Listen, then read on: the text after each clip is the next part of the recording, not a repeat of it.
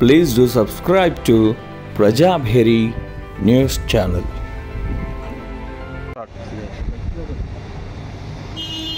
తెలంగాణ ప్రజాకవి, తెలంగాణ ఉద్యమ సారథి, తెలంగాణ కోసం ప్రాణాలను ప్రజాకవి కాళోజీ నారాయణరావు జయంతి సందర్భంగా ఇవాళ తెలంగాణ భాషా దినోత్సవం జరుపుకుంటున్న అందరికీ శుభాకాంక్షలు తెలియజేస్తూ, ప్రజాకవి కాళోజీ నారాయణరావు గారు మన విద్యార్థి దశ నుంచి తెలంగాణ ఉద్యమంలో స్వతంత్ర ఉద్యమం పాల్గొంటూ ఏదైతే నిరంకుశ నిజాం పాలనకు వ్యతిరేకంగా ఉద్యమాలు చేసి ఇవాళ సమకాలీనమైనటువంటి తెలంగాణ వైతాళికగా నిలిచిండు.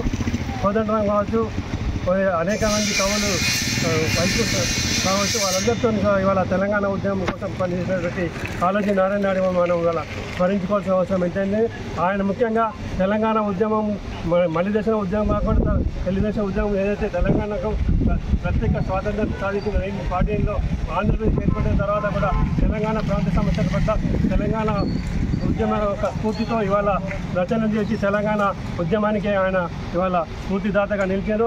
ఆయన చేసినట్టు ఏవైతే సేవలు ఈ దేశం కోసం ఈ ప్రాంతం కోసం పనిచేయాలని చెప్పేసి ఆయన రచనలు చేశారు.